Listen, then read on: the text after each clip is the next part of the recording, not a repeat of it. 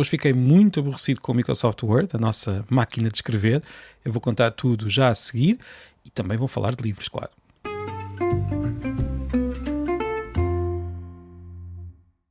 Estamos a aproximar-nos a passos largos do 100º episódio da Pilha de Livros. Se alguém tiver alguma ideia de como comemorar este número mais redondo, força. Eu neste momento não tenho ideias, tenho de estar a criar ideias para episódios todos os dias e não estou ainda a ver o que posso fazer no episódio 100.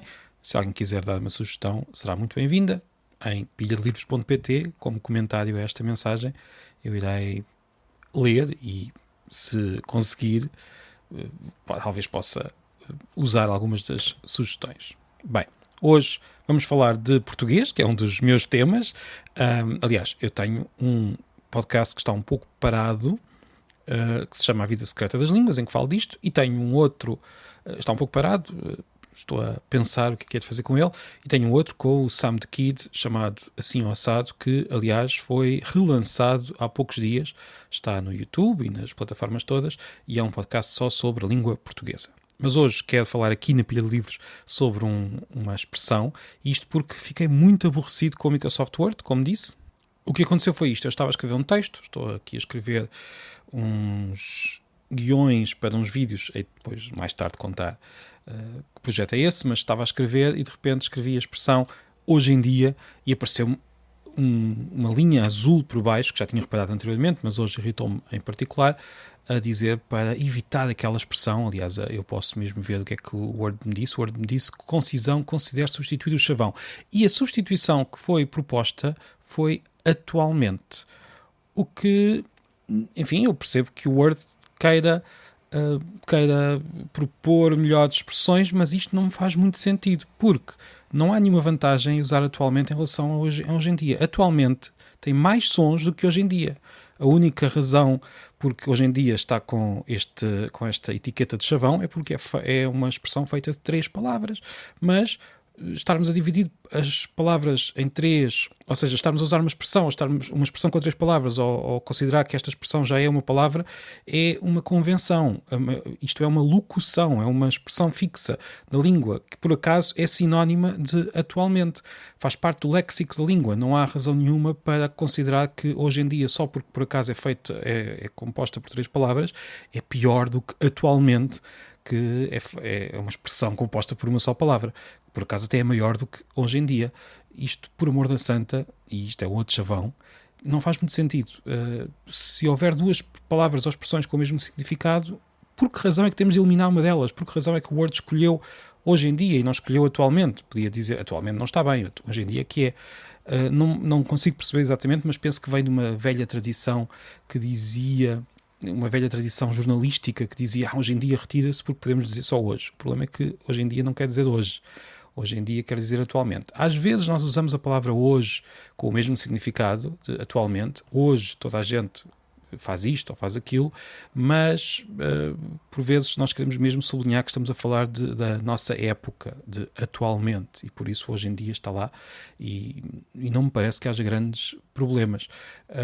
Eu vou dizer uma coisa, eu acho que seria muito mais útil que o Word detectasse o uso da mesma expressão várias vezes no mesmo parágrafo ou no mesmo texto, independentemente da expressão ou da palavra.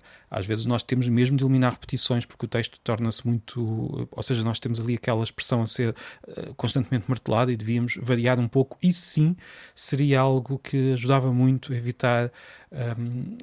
chavões, neste caso, chavões dentro do mesmo texto, ou seja, estarmos sempre a usar a mesma expressão.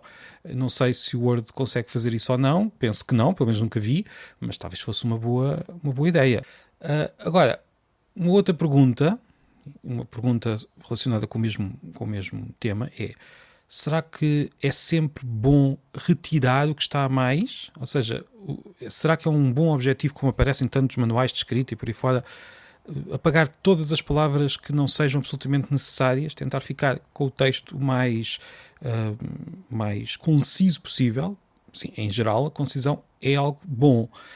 Aliás, o último caso em que ouvi falar desta necessidade de concisão foi no livro referido na última coluna Johnson, da revista The Economist, uma coluna que é escrita por Lane Greene, que já falei dele neste podcast, logo no início. Ele escreveu, aliás, um livro de estilo, a nova versão do livro de estilo da Economist há pouco tempo, mas o livro que ele refere esta semana é Writing for Busy Readers, escrever para leitores muito ocupados. Os autores deste livro, deixem-me ver se consigo encontrar aqui o nome dos autores, Todd Rogers e Jessica Lasky Fink, deve estar a pronunciar mal este último apelido, mas estes autores escreveram então este livro e foram buscar dados concretos, com experiências mesmo. Por exemplo, uma experiência relatada no livro estava relacionada com um pedido para participar no inquérito, que foi enviado para várias pessoas, e a percentagem de respostas quase duplicou ao diminuirmos a mensagem de 127 palavras para 49 palavras. Aqui menos era mesmo melhor, conseguimos mais resultados. Provavelmente nas instruções também é bom tentarmos ser muito concisos. Em mensagens de e-mail temos tanta coisa para fazer, nós queremos e-mails que sejam diretos, que expliquem o que é que a pessoa quer, que nos deem instruções muito claras, que expliquem como é que aquela máquina funciona, sem andar ali a inventar, ou com expressões muito longas, ou com palha. Claro que ninguém gosta disso. Agora, também digo outra coisa. Se menos fosse sempre melhor, então, se calhar, os resumos das grandes obras serviriam perfeitamente. Nós poderíamos ler resumos de Eça de Queiroz. E estava feito. Há escritores de que gostamos muito, que escrevem muito. Às vezes o prazer está em ler textos que demoram muito tempo para dizer aquilo que parece pouco, se for exprimido. Na verdade, não é pouco. O próprio ato de dizer em tantas palavras é parte do segredo. E é claro que qualquer pessoa que me esteja a ouvir me vai dizer, mas isto são coisas diferentes. E é verdade, são coisas diferentes. Uma coisa é uma carta a pedir alguma coisa, ou seja, fazer um pedido, qualquer coisa que seja, ou dar instruções. Outra coisa é a literatura, ou qualquer texto em que queremos que o leitor leia por ler, não para depois fazer alguma coisa concreta logo a seguir. Algum texto que valha por si próprio, não por aquilo que está a levar a pessoa a fazer. Olha, se isto parece óbvio, a verdade é que por vezes há alguma confusão e dão-se conselhos sobre escrita que cobrem todas estas situações, como se escrever bem fosse sempre retirar texto.